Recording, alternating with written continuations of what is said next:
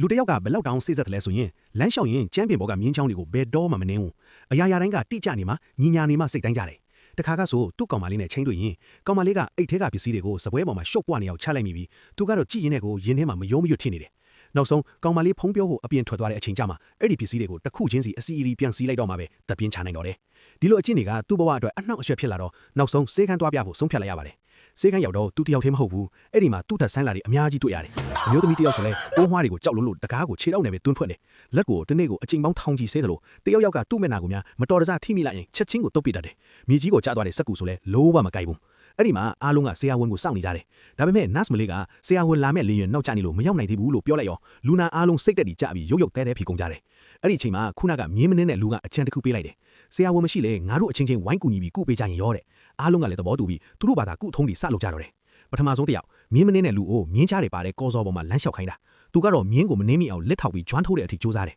မြင်းစီပိတ်ထားရင်တော့မြင်းတွေကိုမနှင်းမိအောင်အတိအကျရှောင်နိုင်တယ်မတော်တဆမြင်းပေါ်ခြေထောက်ကျသွားရင်လည်းပဇွန်စိတ်အကုတ်ခံရတယ်လို့စက်ခနဲ့ခုန်တက်တာအားလုံးလည်းကြည့်ပြီးအားမလို့အားမရဖြစ်ကုန်ကြတော့ဒုတိယတစ်ယောက်အမြင့်လက်စေးတဲ့အမျိုးသမီးအလဲကြတော့အင်တာတက်ပြီးခလုတ်ကိုကင်ခိုင်းတယ်သူကတော့ကြောက်လွန်းလို့အနားတော်မကတ်နိုင်ဘူးအစိမ့်လျှော့ပြီးလက်စေးကန်ကစိုးထိုင်းထိုင်းနေရာလေးကိုထိခိုင်းတာတော့တုံတုံရင်ရင်နဲ့မလုံနိုင်ရှာဘူးအဲ့ဒီလိုလုံးပန်းနေကြတော့လူတစ်ယောက်ကရုတ်တရက်နေမကောင်းဖြစ်ပြီးလဲကျသွားတယ်အဲ့ဒီမှာတင်အားလုံးကစိုးရင်တကြီးဝိုင်းကူကြပါတယ်ခုနကမြင်းကြောက်တဲ့လူကရေပြေးခတ်ဖေးတယ်လက်စေးတဲ့အမျိုးသမီးကလည်းအနားကိုအပြေးအလွှားသွားပြီးဖြူစုပေးတယ်အခြေအနေငြိမ်သွားမှအားလုံးကသတိထားမိသွားတာဘာလဲဆိုတော့မြင်းကြောက်တဲ့လူကမြင်းပေါ်မှာရက်နေမိတယ်လက်စေးတဲ့အမျိုးသမီးကလည်းလက်မစေးရသေးပဲလူနာကိုကင်တွဲမိတယ်ဒါကိုမြင်လိုက်တော့မှအားလုံးကဝမ်းတာအားရဖြစ်ကုန်ကြတော့ငါတို့တကယ်တက်တာလာပြီဟာဆိုပြီးတော့ပါတခါတလေကြတော့လေကို့အတ္တထက်တစ်ဖက်လူကိုကူညီခြင်းနဲ့စိတ်ကပူကြီးသွားတဲ့အခါကိုယ့်ရဲ့ကြောက်စိတ်တွေကိုအလိုလိုကြော်ဖြတ်နိုင်သွားတတ်တော့တာပါပဲ